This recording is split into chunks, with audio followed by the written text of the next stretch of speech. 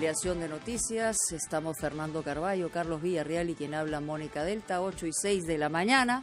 Finalmente le dieron por amplia mayoría el respaldo al gabinete de Walter Martos. 115 votos a favor, 5 en contra, 4 abstenciones. En 7 días cambiaron muchas cosas, pero en blanco y negro, no sé si ustedes están de acuerdo, me parece que lo fundamental fueron las formas de Martos, que cambiaron, ¿no? La manera de dirigirse a los congresistas fue mucho más pragmático, hubo respuestas sencillas pero directas, y por otro lado, creemos que en términos de salud se concentró el discurso de Martos, por lo menos en la primera parte, tras pedir unidad a todos los peruanos, pero no hubo grandes cambios, sino más bien un respaldo a lo que hasta ahora ha sido la estrategia Massetti. Esa es la opinión que tenemos. ¿Cómo están, Fernando? Carlos. Bueno, buenos días, Mónica. Buenos días, Carlos. Completamente de acuerdo con tu análisis, Mónica. Es un cambio bastante radical de los 35 votos de la semana pasada.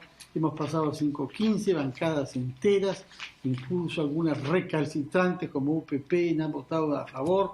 Algo hizo el señor Martos que convenció a los congresistas, pero es posible también que las consecuencias y que la recepción un poquito hostil del voto contra de la semana pasada haya influenciado sobre los congresistas para que se den cuenta de que en las circunstancias actuales lo que necesitamos es unidad. Buenos días, Mónica, Fernando, ¿cómo están? Carlos. Buenos días, amigos de RPP. Sí, esta sencillez, diría yo, pero propuestas directas de parte del presidente del Consejo de Ministros fue inclusive resaltado por los propios voceros de las bancadas más radicales, ¿no? Aplaudieron su humildad, su sencillez. Y creo que ahora sí ya es el momento de ponerse a trabajar, porque el enemigo está al frente, es el coronavirus. Sin embargo, no es el Congreso, no es el Ejecutivo. Sí, Mónica, te escucho. No, sin embargo, te iba a decir, y tú lo sabes mejor que nadie, que efectivamente esta mayoría abrumadora que respalda a Martos no evita que mañana se interpele al ministro de Educación y posteriormente pueda pasar lo mismo con la ministra de Economía. Lo que es cierto, y también lo que dice Fernando, es que la reacción contraria a lo que ocurrió la semana pasada ha sido de gran peso para que los congresistas tengan una actitud distinta también, ¿no? Y fíjate, Mónica, el cambio, la diferencia que hay de 30 y tantos votos en favor de Cateriano a 115. Es el segundo gabinete que recibe una aprobación tan alta en los últimos 20 años. Sí, ¿no? bueno. La primera fue la de Fernando Zavala y luego la de Roberto Dañino, que fue el primer premier, creo, de Alejandro Toledo.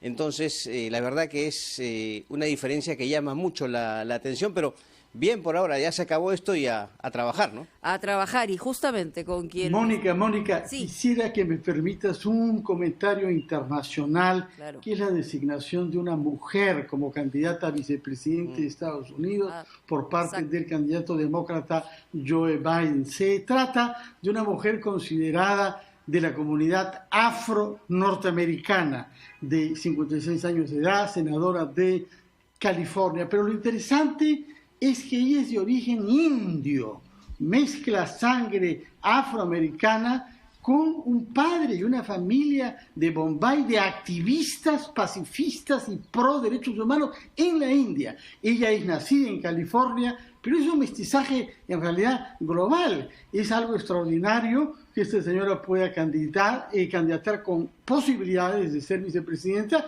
y si Joe Biden, de 77 años, tuviera que retirarse por alguna razón, podría ser presidente si es que ganara. Sí. Yo he visto en la prensa internacional que se dice de ella que es una especie de Barack Obama femenina, pero las réplicas que he visto de su entorno familiar en la India es que no es así. Es que Barack Obama era una Kamala Harris masculino.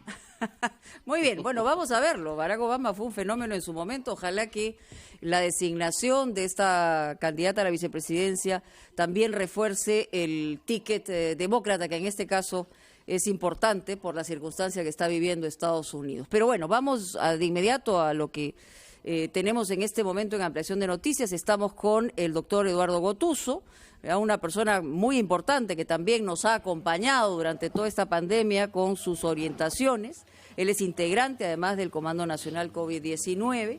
Le damos la bienvenida y centrémonos, doctor Gotuso, básicamente en, primero, cuál es su reacción frente a lo planteado por Martos. En realidad ha hablado sobre el oxígeno, sobre la oferta hospitalaria, sobre las vacunas, ha hablado sobre el sinceramiento de cifras también. Pero básicamente es la misma estrategia que hemos tenido hasta el momento, ¿no? Hay algunos cambios, Mónica. Buenos días a todos. Muchas gracias por la invitación. Yo creo que lo importante es el énfasis que se va a poner en cada una de las actividades. Y, por ejemplo, la doctora Macetti ha insistido mucho en los niveles más primarios, o sea, que la atención no solamente sea centralizada en los terceros niveles, o sea, en los grandes hospitales, porque eso sí ha sido un problema a nivel mundial. O sea, no hemos debido dejar el primer y segundo nivel. Y yo desde ahora invoco que el Seguro Social de Salud también promueva una salida de los primeros niveles para que las personas puedan ser atendidas. Yo creo que este es un énfasis notable que ha dado resultados muy importantes, como ha pasado en la ciudad de Chincha, en comparación con mi tierra, en Ica, donde todavía seguimos contando un número elevado de fallecidos. Sin embargo, en Chincha salieron hacia las casas, salieron a atender a las familias y están mandando oxígeno a otras ciudades, ya los cuidados intensivos se está reduciéndose, casi no hay pacientes, etcétera. Eso yo creo que es un buen modelo que nos debe servir. O sea, el promover la atención primaria. El segundo aspecto que para todos es vital es la cuestión del oxígeno y creo que hay un esfuerzo donde también el Estado tiene que reconocer el apoyo de todo el sector privado. En ese momento, con la Sociedad de Industria, con el Arzobispado de Lima, con los arzobispados de varios lugares en general, con ICI, la universidad, etcétera, hemos podido ayudar para conseguir centros y plantas que se están donando, etcétera, a varios sitios y estamos tratando de conseguir que haya oxígeno comunitario. Ayer vi gratamente cómo en Puente Piedra llevaban una máquina que era transportadora y daba oxígeno a 400 cilindros de una manera gratuita por alguna impresión privada, etcétera. Yo creo que ese segundo aspecto también debe ser fortalecido. El tercer aspecto secundario a eso es lo que se llama, digamos, la capacitación nacional. Es decir, nosotros debemos salir mucho más a capacitar para crear una conciencia. Ha habido, digamos, con esta norma que no se invertía en el sector privado, en los periódicos, en la radio, ha habido una reducción importante de lo que podemos hacer.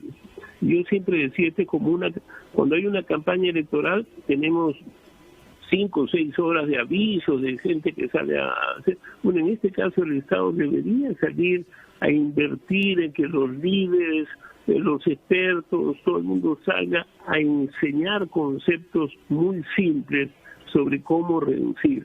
Invocar a que cuando uno se enferma a toda su familia. Hoy en día los hospitales están llenos ya por infecciones de la familia. Entonces, el oxígeno es una cosa importante. Incluso yo traía un punto que he aprendido, que durante muchos años el oxígeno industrial ha sido producido por las grandes minas y el cambio hacia oxígeno medicinal no es una cosa muy cara. Yo creo que los expertos deberían enseñar y tratar de ver, por lo menos hemos interrogado y conversado con ingenieros expertos, y ellos dicen que las grandes minas tienen y que podría ver si es que los autorizan a que esa producción de oxígeno industrial pueda ser transformado a un muy bajo costo, porque antes se decía que era tan caro como armar una nueva planta. Todos estos son temas que se están tocando. La doctora Pilar Macetti ha sido muy receptiva y ha puesto en el tope de sus prioridades. Ahora, finalmente, en relación a la vacuna, yo creo que el Perú primero está preparado para que se hagan ensayos clínicos de las vacunas. Actualmente hay 4 vacunas, incluso sé que la Universidad de San Marcos, sé que el Instituto de Nutrición, Cayetano, varias instituciones están listas haciendo acuerdos primero para hacer la investigación de esas vacunas para saber si realmente son efectivas o no. Y lo segundo es que tanto Relaciones Exteriores como diversas instituciones del Estado tienen que estar negociando y discutiendo que el Perú esté en alta prioridad. Es decir, si el Perú es un centro de investigación que apoya la rapidez de la aprobación de una vacuna, entonces el Perú debe ser un beneficiario.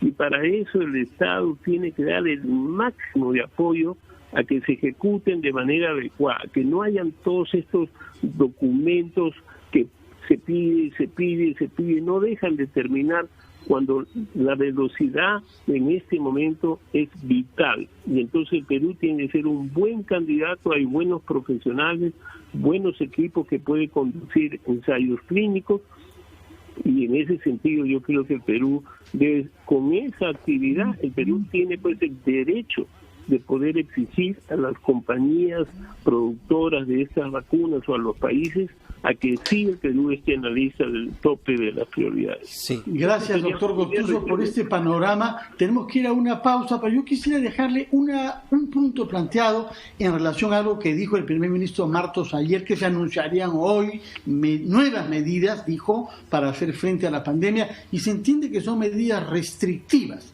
Yo quisiera que usted, como especialista epidemiólogo, nos haga saber en qué campos pueden haber todavía restricciones, porque como usted sabe, eso produce mucha inquietud, en particular respecto de las libertades que hemos ganado ya entre tanto y la capacidad naturalmente de que se reanude la economía gracias a esa libertad. Nos lo contesta, por favor, después de la pausa, doctor Eduardo Gotuso.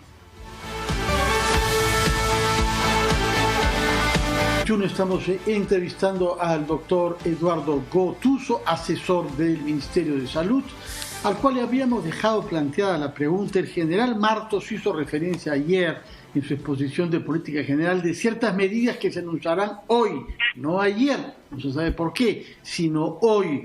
Y la pregunta, puesto que no le vamos a pedir que nos revele usted lo que no ha querido revelar aún, es qué margen hay para más restricciones en el Perú de hoy. Fernando, muchas gracias por tu pregunta. En realidad, nosotros, el grupo de asesores, trabajamos, tú sabes que el Ministerio tiene 8 grupos de asesores, nosotros somos una parte de uno de ellos, y esas decisiones no han sido discutidas por nosotros, es otro nivel de esas decisiones, para un poco aclarar. Yo desconozco, sé que hay el espíritu de restringir los domingos o restringir algunos lugares, porque realmente en Lima y en algunas ciudades todavía la situación es extremadamente difícil. En Lima los hospitales que habían bajado el número de consultas, el número de hospitalizaciones, en la última semana se han aumentado, y ustedes han visto que de tener 4.000 infectados por día subió a 7.000, sí. El número de fallecidos aumentó un 10%. Entonces, sí, la situación es bastante seria. Pero restringir un domingo no embalsa los otros días de la semana, siguiendo en la línea la misma pregunta de Fernando. Sí, mira, todos conocen mi posición. Yo siempre he estado en contra de aumentar esa restricción. Yo he sido de las personas que he defendido que no debería haber eso, por si acaso. O sea, mi opinión personal es que eso sirvió cuando se acompañaban de otras medidas.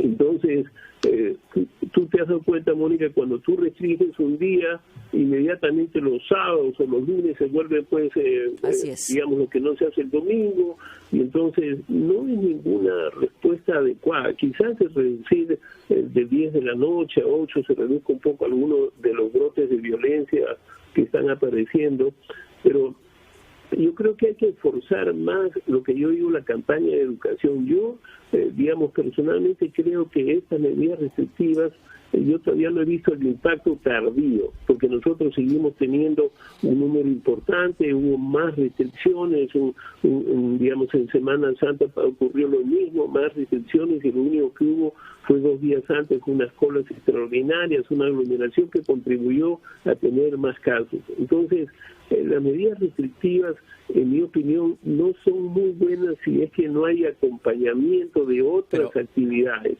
Y entonces, para mí, llegamos a un instante en el cual la salud y la economía tienen que ser tomadas juntas. Porque si doctor Guntuso, sí. Doctor Guntuso, permítame, muy buenos días. Justamente mi pregunta va en ese sentido. Usted habla que hay que reforzar la campaña educativa. El gobierno ha tenido un trabajo bastante arduo en justamente instruir a la población en el sentido de que hay que mantener una serie de medidas, pero al parecer no hay la eficacia que se esperaba porque el número de contagios sube. ¿De qué manera se tiene que reforzar esta estrategia educativa? ¿De qué manera se tiene que mejorar el canal comunicacional para que la gente entienda que la prevención y el no congregarse es la mejor arma para prevenir contagios?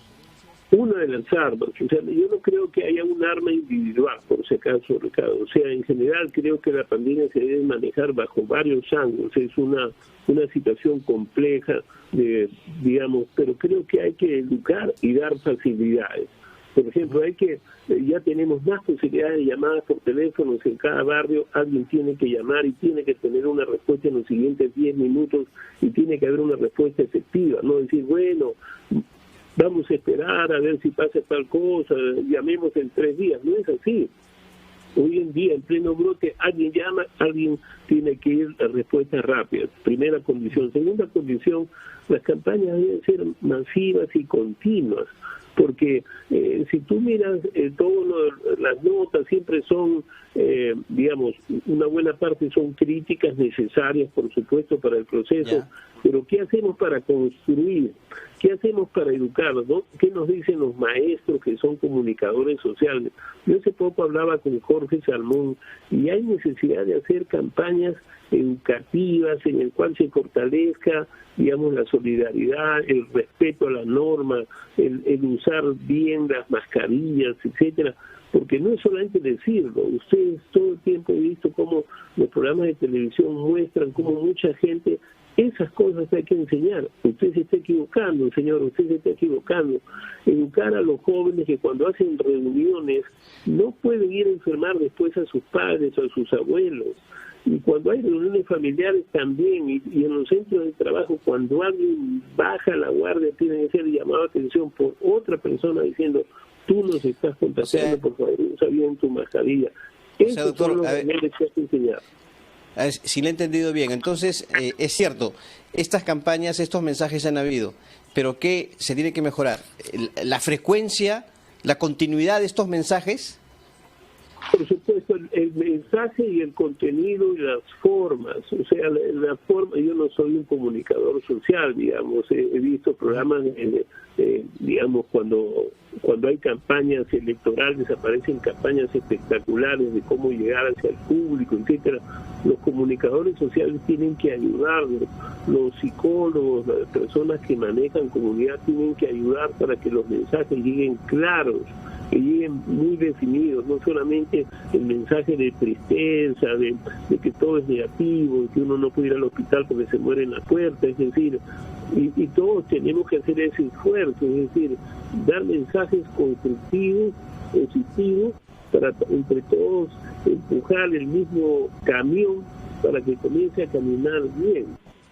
Las discusiones intermedias me parecen discusiones bizantinas. Hay que decir, ¿hacia dónde vamos? Vamos a reducir la tasa de infecciones. Todos los días debería haber en televisión cuántos fallecidos hay, pero ¿y por qué están falleciendo? ¿Y dónde están las notas? Hoy en día el sistema electrónico, que es público, tú puedes saber cuántos fallecidos y cuántos hospitalizados hay hoy día en Yunguyo o en Morro, es decir, en cualquier sitio del Perú que tienes información. Y las personas de esos sitios tienen que trabajar sobre el número de ayer, es decir, esa información existe digamos, en las páginas públicas, son ya sin a veces en un sistema público, etcétera. Cada uno puede saber.